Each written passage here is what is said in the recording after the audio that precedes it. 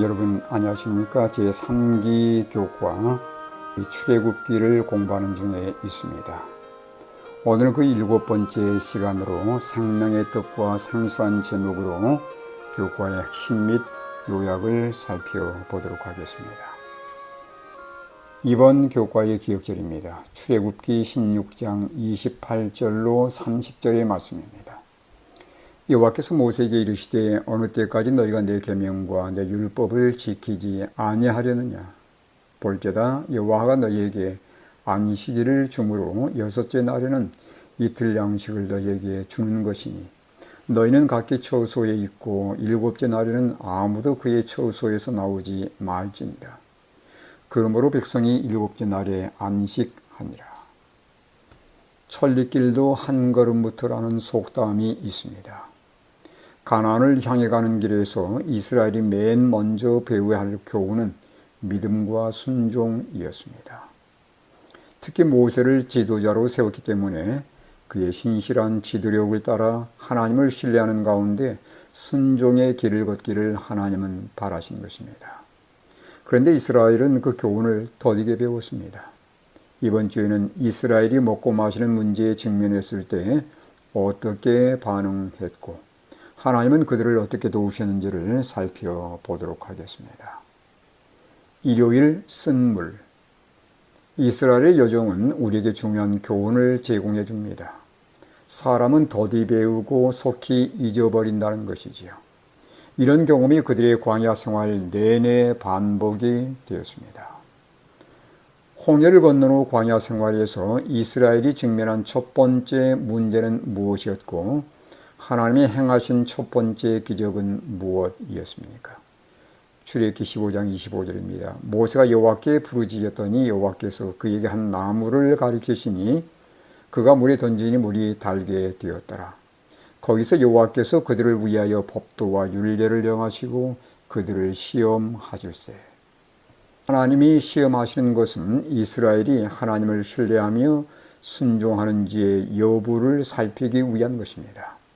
사흘 전 그들은 홍해가 갈라지는 기적을 경험했고 홍해가에서 하나님의 놀라운 구원을 찬양했었습니다. 구름기둥과 불기둥이 여전히 그들과 함께 했건만 마라의 쓴물을 만났을 때 하나님의 함께 하심을 잊어버리고 불편함을 참지 못해서 곧장 모세를 원망한 것을 우리는 말씀을 통해서 보게 됩니다. 이스라엘은 신뢰하지 않았기에 참고 인내하지도 못했습니다. 하나님은 모세에게 한 나무를 가리키시면서 그 나무를 물에 던졌을 때 쓴물은 즉시 단물로 바꾸어졌습니다. 광야에서 베푸신 첫 번째 이적이었던 것이죠. 그 나무는 푸른 나무이신 그리스도 예수를 상징한다고 볼 수 있습니다. 예수님이 내 인생에 개입하게 되면 쓴물 같은 인생은 단맛 나는 인생, 살맛 나는 인생으로 바꾸어지는 것이지요. 마라의 기적을 행하신 후 하나님은 이스라엘 백성들에게 중요한 약속을 주셨습니다. 그것은 하나님의 계명을 순종하는 조건으로 애굽인들을 괴롭혔던 모든 질병 중 하나도 그들에게 내리지 않을 것이란 약속이었습니다. 또한 쓴물을 단물로 바꾸신 것처럼 순종을 조건으로 질병을 치료해 주실 것도 약속하셨습니다. 또한 마라를 참고 인내하면 엘림과 같은 오아시스가 온다는 것도 그들에게 알려주셨습니다. 문제에 직면할 때 나는 그분을 의지하며 그분의 도움을 기다리기보다 이스라엘처럼 불평과 원망을 먼저 하지는 않는지 살펴보도록 하십시다. 월요일 메추라기와 만나. 이스라엘 백성들의 두 번째 불평은 무엇이었으며 하나님이 베푸신 두 번째 기적은 무엇이었습니까? 출애굽기 16장 2절로 5절의 말씀을 참고하시 바랍니다. 두 번째 원망은 먹는 것 때문이었습니다. 물을 마시게 한 것을 이미 경험했지만 이번에도 그들은 염려와 불평이 앞서는 바람에 믿고 기다려야 한다는 교훈을 잊어버렸습니다. 하나님은 이번에는 만나를 통해서 그들이 율법을 순종하는지의 여부를 시험하시겠다고 말씀하신 것입니다. 먹는 것과 식욕에 관한 시험으로 사탄은 많은 사람들을 넘어뜨렸습니다. 아담과 하와가 넘어졌고 에서는 장자권을 잃게 되었습니다. 예수님도 광야에서 시험을 받으실 때 첫째가 식욕에 관한 것이었습니다. 광야의 이스라엘도 예외는 아니었지요. 그들은 먹고 마시는 문제 때문에 자주 하나님을 원망하고 불평했으며 그분을 불신했습니다. 하나님은 아침에는 만나를 보내셨고 저녁에는 메추라기를 보내셨는데 만나는 40년간 계속 이어졌고 메추라기는 그 당시 한 달간 그들에게 주어졌습니다. 만나를 통한 기적과 교훈을 살펴보도록 하겠습니다. 만나를 통한 기적입니다. 5일 동안 매일 내리되 이튿날까지 저장은 할 수 없었습니다. 벌레가 생겨버려서 먹을 수가 없게 된 거지요. 두 번째, 6일째 되는 금요일에는 2배로 내리되 그 다음날까지 저장할 수 있게 기적을 베푸신 것입니다. 세 번째, 안식일에는 만나가 전혀 내리질 않았습니다. 그래서 금요일에 2배로 거두도록 그렇게 지시하신 것이죠. 만나를 통해 우리에게 주어진 교훈은 무엇입니까? 먼저는 안식일을 기억하여 거룩하게 준수하라는 것이고 또한 사람이 이 세상에 주어진 육신의 떡으로 사는 것이 아니라 하나님의 말씀으로 산다는 것을 우리로 하여금 기억하도록 하기 위한 것이었습니다. 만나를 통한 기적과 이 교훈을 여러분 마음속에 깊이 새길 수 있기를 간절히 바랍니다.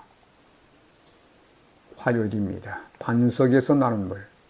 광야의 이스라엘이 하나님을 원망한 세 번째 사건은 무엇이었습니까? 출애굽기 17장 1절로 2절의 사건 보시면 먹고 마시는 문제에 대한 세 번째 원망이었습니다. 이미 마라의 쓴물을 단물로 바꾸신 하나님, 마라 후에 엘림으로 인도하신 하나님과 만나와 메추라기로 먹이신 하나님을 경험하고서도 그들은 또다시 하나님께 불평했습니다. 이번에는 그들이 여호와를 시험했다고 모세는 말합니다. 무엇을 시험했습니까? 그들이 여호와를 시험하여 이르기를 여호와께서 우리 중에 계신가 안 계신가 하였음이더라. 구름 기둥이 여전히 그들 앞에 있었고 그날 아침에도 만나를 거두었음에도 불구하고 그들은 하나님의 계심을 불신했습니다. 그들의 신앙 모습이 오늘 나의 신앙의 모습은 아닌지 되돌아보기를 간절히 바랍니다. 공중 나는 새도 먹이시는 하나님, 그 하나님은 우리의 육신의 필요를 공급하시는 분이십니다. 하나님은 자신이 호렙산 반석 위에 서실 것이니 손에 지팡이를 잡고 반석을 치라고 모세에게 명령하셨습니다. 침을 당한 반석으로부터 많은 양의 물이 쏟아져 나왔습니다. 모세는 그곳 지명을 마사 또는 무리바라고 불렀습니다. 이스라엘 백성들이 하나님을 불신함으로 그분과 다투었음을 상기하는 용어인 것이죠. 훗날 바울은 무리바의 경험을 상기하면서 침을 당함으로 물을 내었던 반석을 그리스도라고 말합니다. 한 로마 병사가 십자가에 달리신 예수님의 옆구리를 창으로 찔렀을 때 그곳에서 피와 물이 쏟아져 나왔습니다. 피는 죄를 씻는 그분의 능력을 상징하고 물은 그분이 생수의 근원 되심을 말해 준 것입니다. 수요일 이드로입니다. 모세 장인 이드로는 르우엘이라고도 불렸습니다. 그는 모세의 아내 시브라와 모세의 두 아들 게르솜과 엘리에셀을 데리고 모세를 찾아왔습니다. 이드로가 모세에게 주었던 제안은 이스라엘 나라에 어떤 변화를 가져왔을까요? 출애굽기 18장 21절로 22절입니다. 너는 또 온 백성 가운데서 능력 있는 사람들 곧 하나님을 두려워하며 진실하며 불의한 이익을 미워하는 자를 살펴서 백성 위에 세워 천부장과 백부장과 50부장과 10부장을 삼아 그들이 때를 따라 백성을 재판하게 하라. 모세는 장인에게 하나님이 행하신 모든 행사와 여호와의 구원의 소식을 알렸고 이드로는 여호와는 모든 신보다 크심으로 이스라엘에게 교만하게 행하는 그들을 이기셨도다라고 하나님을 찬양했습니다. 또한 모세가 아침부터 저녁까지 홀로 백성들을 재판하는 것을 보고서 모세의 짐을 나누질 사람들을 택하도록 법과 행정체계에 대한 새로운 변화와 조직을 제안한 것이죠. 이드로는 모세를 도와 재판 업무를 분담할 사람들의 영적 자격에 대해서 다음과 같이 제안했습니다. 첫째, 하나님을 두려워하는 사람. 둘째, 신뢰할 수 있는 사람. 셋째, 부정한 이득을 미워하는 사람 등이었습니다. 이드로는 이들을 천부장, 백부장, 50부장, 10부장으로 삼아서 모세의 행정 업무와 재판 업무를 분담하도록 모세에게 권면했던 것이죠. 모세는 이드로의 제안을 따랐고 선택된 각 단위의 지도자들은 행정 업무와 재판 업무는 물론 전시에는 자기들 수하의 무리들을 통솔하는 역할도 하게 했습니다. 한편 이드로는 모세에게 이러한 체계를 제안할 때 하나님께서도 네게 허락하시면 이라는 조건을 붙였습니다. 사람의 눈에 좋게 보여도 하나님의 허락을 받는 것은 필수적입니다. 모세는 이 일을 위해서 분명 기도했을 것이고 하나님으로부터 승낙을 받은 후에 이행했을 것이 틀림없습니다. 목요일입니다. 생명의 떡과 생수. 바울이 과거 이스라엘의 경험을 기록한 이유에 대해서 성경은 이렇게 말씀하고 있습니다. 고린도전서 10장 11절입니다. 그들에게 일어난 이런 일은 본보기가 되고 또한 말세를 만난 우리를 깨우치기 위하여 기록되느니라. 바울이 과거 이스라엘 백성들의 경험을 언급한 이유는 말세를 만난 성도들을 깨우치기 위한 것이라고 말합니다. 즉 현대 그리스도인들에게 본보기가 되고 그들도 같은 시험에서 넘어질 수 있다는 것을 경고하고자 기록했다는 말씀이죠. 우리는 흔히 내가 과거의 이스라엘 백성이었다면 그들의 불신과 원망과 불순종에 빠지지 않았을 것이라고 그렇게 공언합니다. 그러나 우리는 조그마한 일에 얼마나 자주 넘어지며 실수하는지를 되돌아보시기를 바랍니다. 우리가 역사를 공부하는 이유는 예전의 실수와 실패를 다시는 반복하지 않기 위함이라는 것을 여러분 꼭 기억하시게 되기를 바랍니다. 사마리아 우물가의 여인에게 주신 권면과 만나에 대한 예수님의 설명에는 어떤 진리가 드러나 있습니까? 요한복음 4장 14절 보면 예수님이 말씀하시기를 내가 주는 물은 그 속에서 영생하도록 솟아나는 샘물이 될 것이라고 말씀하셨고 6장 51절에 보면 나는 하늘에서 내려온 살아있는 떡이니 이 떡을 먹으면 영생할 것이라고 말씀하셨습니다. 예수님은 생수이십니다. 그분을 만나면 평화와 기쁨과 행복에 대한 내면의 목마름은 해결되는 것이죠. 동시에 예수님은 자신의 생명의 떡이라고 2번 반복해서 언급하셨습니다. 광야에 내린 만나는 이스라엘을 먹이고자 하나님이 내리신 떡이었습니다. 그처럼 예수님 그분은 인류에게 영생을 제공하고자 하늘에서 내린 생명의 떡, 영생의 떡이 되는 것입니다. 오늘 나는 그분에게서 즐겨 먹고 마시는지요. 이번 주의 교과의 결론을 보도록 하겠습니다. 출애굽 후 광야로 들어온 이스라엘이 처음 직면한 도전은 물이었습니다. 마라에 쓴 물 앞에 그들이 하나님을 원망했을 때 하나님은 쓴 물을 단물로 바꿔주셨습니다. 2번째 도전은 먹는 음식에 관한 것이었는데 여전히 그들이 원망하는 가운데 하나님은 만나를 제공해 주셨고 이 만나의 기적을 통해서 안식일의 거룩성을 가르쳐 주신 것이죠. 그들이 3번째 만난 도전은 또 물에 관한 것이었습니다.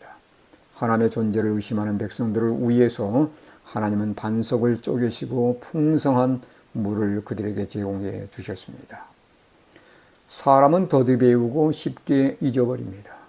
이스라엘 경험에서 우리는 그것을 쉽게 발견합니다. 하나님은 백성들이 먹고 마실 것을 항상 준비하시되 역경과 도전에서 우리가 그분을 신뢰하면서 인내하시는지의 여부를 시험하십니다. 그분의 축복은 언제나 순종을 조건으로 주어진다는 것 잊지 마시기 바랍니다. 그분을 신뢰하며 순종하는 자에게 예수님은 언제나 우리의 생수가 되시며 생명의 떡이 되시는 것입니다. 이번 주에도 우리에게 영생의 떡을 제공하시고 하늘의 생수를 공급하시는 예수님에게서 먹고 마시는 그런 경험을 통해서 영적인 삶이 풍요로워지는 우리 모든 믿음의 성도들 되길 바라면서 교과를 마치겠습니다.